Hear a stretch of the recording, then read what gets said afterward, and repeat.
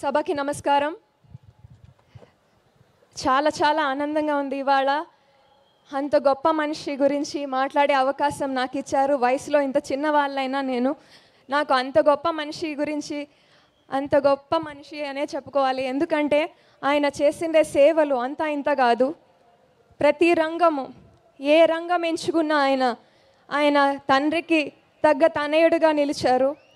రాజకీయ రంగం తీసుకుంటే హిందూపూర్లో మేడం మీరు చెప్పినట్టు హ్యాట్రిక్ కొట్టారు. Sir, hats off to you, to your dedication sir. మీరు హిందూపూర్ని ఒక మోడల్ కాన్స్టిట్యున్సీగా మార్చి మా అందరికీ కూడా, యంగ్స్టర్స్ అందరికీ కూడా మీరు ఒక గొప్ప లీడర్గా నిలిచారు sir. Thank you so much. మీ దగ్గర నుంచి నేర్చుకోవాల్సింది మేము చాలా ఉంది సార్. సెకండ్లీ సార్, మాధవ సేవ అంటారు సార్. మీరు అది నిజంగానే మీరు మీ Indo American cancer institute Basavatarakam ద్వారా చేస్తున్నారు సార్. మా ఫ్యామిలీకి మీరు చేసిన సేవ అంతా ఇంత కాదు సార్. ఇదైతే నేను ప్రతి ఒక్కరికి షేర్ చేసుకోవాలి. ఇది చాలా మా ఫ్యామిలీని ఆయన ఎంత జాగ్రత్తగా చూసుకున్నారో నేను అది చెప్పుకోవాలి మేడం. మా అత్తమ్మ గారికి 2017లో క్యాన్సర్ డిటెక్ట్ అయింది. ఆ టైంలో మేము బసవతారకం మామయ్య ద్వారా మేము బసవతారకం అప్రోచ్ అవ్వడం జరిగింది. బాలకృష్ణ గారు అప్పట్లో CEO గారిని దగ్గరికి తీసుకెళ్ళి మరి మా అత్తమ్మకి మా ఇంట్లో ఎలా చూస్తారో అలాంటి ట్రీట్మెంట్ మా అత్తమ్మ గారికి అందించారు. 2018లో ఆమె చనిపోయినప్పుడు ఆగస్ట్ 30న, అంతకు ముందు రోజు హరికృష్ణ గారు చనిపోయినప్పటికీ కూడా ఆయన కార్యక్రమాలన్నీ కూడా చూసుకొని వచ్చి మరి మాతో పాటు, మా ఫ్యామిలీతో పాటు మా బాధల్లో బాధ పంచుకొని ఆయన మమ్మల్ని అంబులెన్స్ ఎక్కించేదాకా కూడా అక్కడే ఉండి ఆయన మమ్మల్ని ప్రతి అడుగున మాతో పాటు తోడున్నారు. ఆయన చెప్పిన విషయం ఒకటే ఆ రోజు, బ్రదర్ మేము చెల్లమ్మని ప్రాణాలతో పంపించలేకపోతున్నాము, I'm very sorry, but sir మీరు చేసిన హెల్ప్ మేము జన్మలో మర్చిపోము సార్. మీరు మీ ఫ్యామిలీ చేసిన హెల్ప్. ఇంకా 2015 గురించి చెప్పాలి సార్. నేను మామయ్యకి ఒంట్లో బాగాలేక మినిస్టర్స్ క్వార్టర్స్లో ఉంటే మీరు వచ్చారు మా ఫ్యామిలీని పరామర్శించేకి. ఇది అందరూ ఒకటి వినాలి, ఎందుకంటే ఆయన ఎంత గొప్ప మనిషి అర్థమవుతుంది. మామూలుగా వచ్చినప్పుడు అందరూ గన్మ్యాన్లు అందరినీ తీసుకొస్తారు, కానీ ఆయన అందరినీ బయట పెట్టి చెప్పులు కూడా గేట్ బయట వదిలేసి వచ్చేంత సంస్కారవంతులు సార్. మేడం మీరు చెప్పారు ఇందాక సార్ కల్మషం లేని మనిషి అని. నిజంలో నిజం సార్. మేడం మేము లైవ్గా చూసాము sir. I tell you sir, మేము ఎంత ఎదిగినా ఒదిగి ఉండాలి అనేది చెప్తారు, కానీ మీరు అంత గొప్ప మనిషికి పుట్టి ఆయన అడుగుజాడల్లో నడుస్తూ ప్రతి ఒక్కటి మీ నాన్నగారు ఏదైతే పట్టుకున్నారో అన్ని బంగారమైంది సార్. ఒకటి రాజకీయ రంగంలో, సినిమా రంగంలో అండ్ సేవా రంగంలో మీరు కూడా అన్ని రంగాల్లో అంతకంటే గొప్ప పేరు ఆయనకు తెచ్చిపెట్టారు. ఇవాళ ఈ అవార్డుకే మీరు తెచ్చారనే చెప్తున్నాను sir. Thank you so much. మీ దగ్గర నుంచి మేము ఈ చిన్న వయసులో మీ దగ్గర నుంచి నేర్చుకోవాల్సింది ఎంతో ఉంది సార్. ఆ సంస్కారం అనేది మీకు నాన్నగారు ఎంతైతే ఇచ్చారో అది మీరు అలాగే మీ ఫ్యామిలీకి, మీ కుటుంబ సభ్యులకి ఇస్తూ ఉన్నారు. మాకు కూడా అది దాంట్లో భాగంగా మాకు కూడా నేర్పిస్తున్నారు. మీ ఫెలో ఎమ్మెల్యేగా సత్యసాయి జిల్లాలో ఉన్నందుకు నిజంగా I feel really proud sir to be a part of Sathya Sai జిల్లా MLA. Thank you so much sir. చాలా బ్యూటిఫుల్గా, చాలా ఇన్స్పైరింగ్గా మాట్లాడారమ్మా.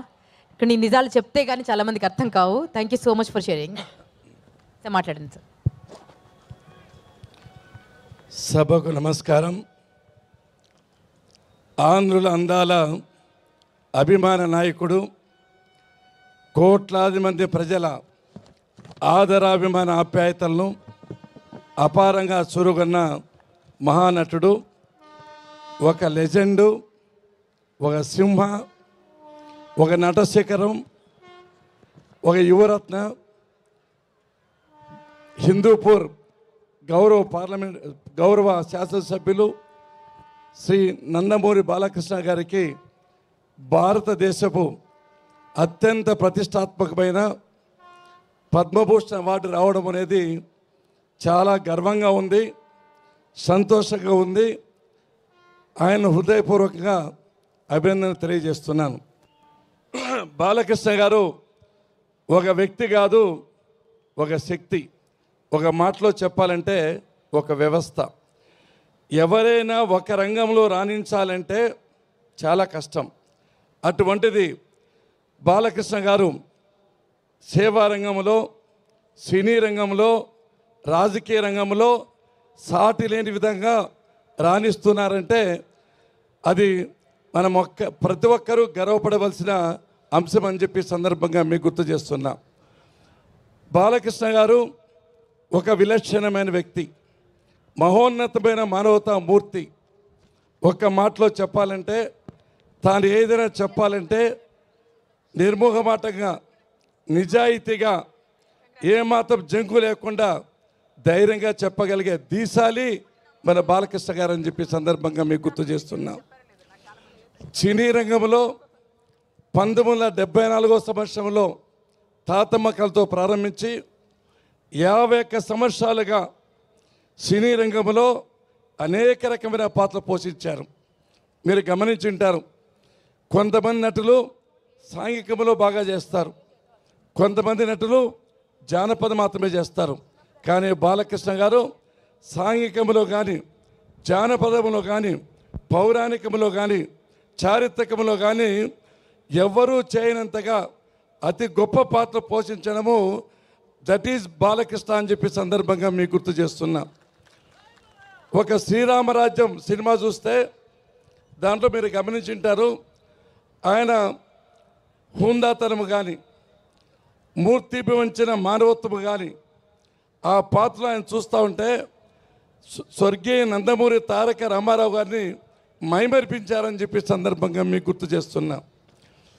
బాలకృష్ణ గారికి అద్భుతమైన డైలాగ్ డెలివరీ ఉంది. చాలా చక్కగా, సూటిగా, స్పష్టంగా, జనరంజకంగా, ప్రజారంజకంగా మనుషుల హృదయాలకు దూసుకునే రీతిలో ఆయన డైలాగులు ఉంటాయి.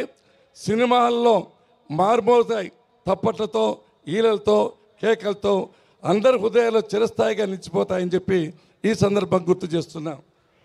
ఆయన డైలాగులు ఎట్లుంటాయంటే, చూడకు, చూడు, ఒకే వైపు చూడు, రెండో వైపు చూడరనుకోకు, తట్టుకోలేవు, మాడిపోతావు అని చెప్పి చెప్తా అంటాడు.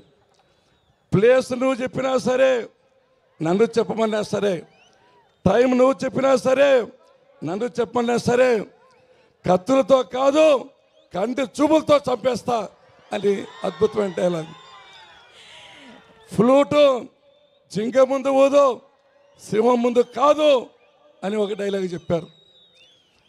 అయిన వాళ్ళ కష్టం వస్తే అరగంట ఆలస్యంగా వస్తానేమో కానీ ఏ ఆడపిల్లకైనా అన్యాయం జరిగితే క్షణమాగను అని చెప్పిన మహోన్నతమైన వ్యక్తి అని చెప్పి సందర్భం గుర్తు చేస్తున్నా.